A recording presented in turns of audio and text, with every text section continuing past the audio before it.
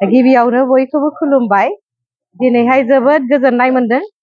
गहपुर जिल्ला UPPL women's विंनि बाहाय workshop लानाय जादों, मेल लानाय जादों आरो बेखौ जोङो सिनाखि फोरबोबो बा सिनायलायनायनि मोनसे फोरबोबो बुंजायो।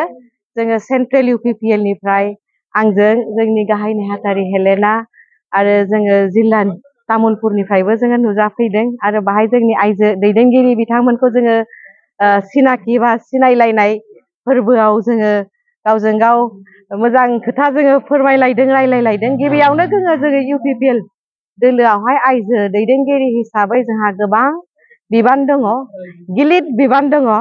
राजनिति दैदेननायावबो जोङो ओरैनो फैयाखै, जों समाज माने राजनितियाव हाबनानैनो जोङो समाज सिबिनायनि बा समाजनि थाखाय खामानि मावनो होननानैसो जोङो बयबो ओंखारलायदों आरो बाहाय गहपुरनि गोख्रों आइजो दैदेनगिरि बिथांमोनखौ नुनानै जोबोद गोजोननाय मोनदों।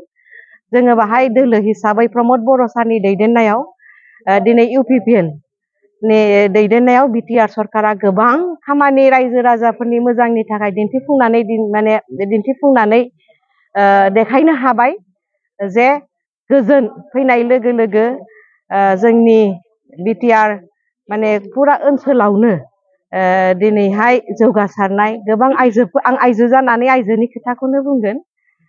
जोङो आइजो जानानै जोङो जोबोद गोजोननाय मोनदों, खारन जोंनि BTR सरकारा आइजोनि नामावनो गोबां बेबायदि आसनिबो माने बानायनाय जाबाय, दिहुननाय जाबाय आरो दिनै इमप्लिमेन्टेसनबो जागासिनो दङ।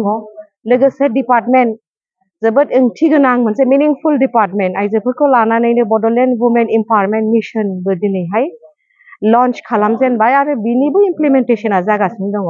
आइजोफोरनि जौगासारनायनि थाखायनो, डेभेलपमेन्टनि थाखाय, एजुकेसननि थाखाय बा लाइभलिहुड आरो रिसार्च खालामनाय, लिरनाय गोबां खामानिनि थाखाय बाजेट एलकेशनबो होनानै दोनदों आरो लोगोसे माने 650 बड'लेण्ड वुमेन चेम्पियन दानायनि खामानियाबो दिनै जागासिनो दङ। गासिबो BCDC आव सासे थेंक फाख्रि आइजोआ थांनानै जाहाथे आइजोफोरनि जेसेबांखिनि आसनिजों लोगोसे आइजोफोरनि खामानिखौ मावनो थाखाय माने एपइन्टमेन्ट होनायनि खामानियाबो जागासिनो दङ।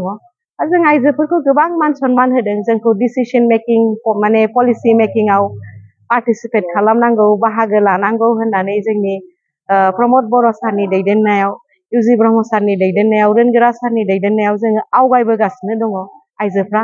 दिनैहाय जोङो राजनिथि बिथिङाव जोबोद गोख्रों जादों UPPL हिसाबै आरो जोंनि गेजेरावहाय जोङो मोजां मोजां दैदेनगिरिबो लाबोनो हादों। दिनै गहपुरावहाय नुनानै जोबोद गोजोननाय मोनदों।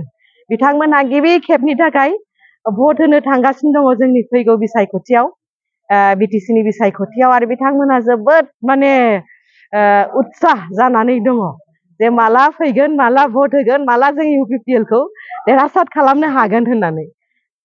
नाथाय गुबुन दोलोफ्रा बुंगासिनो दङ UPPL दोलोनि जि आइजो गांखंबाबो पेरेन्टसनिब्लाबो जेबो खामानि मावाखै आरो BTR रेकर्ड दफा मथे जेबो खामानिखौ मावाखै होननानै। BTR दफाया दिनै जाफुंसारनायनि थाखायनो बा मावबाय थानायनि थाखायनोथ' दिनैहाय गहपुरनि नैबे ओनसोलनि मानसिफ्रा दिनैहाय भट होनो मोनगासिनो दङ आरो फैगौ समावहाय खामानिया जागासिनो दङ। दफाफ्राबो मोनफा मोनफा गासिबो जाफुंसारगासिनो दङ। जेसेबांखिनि जानांगौ बेबो गासिबो जागासिनो दङ। दिनैहाय मावफुंजागासिनो दङ। दिनै स्कुल कलेजफ्रा प्रभिन्सियेलाइज जाबाय।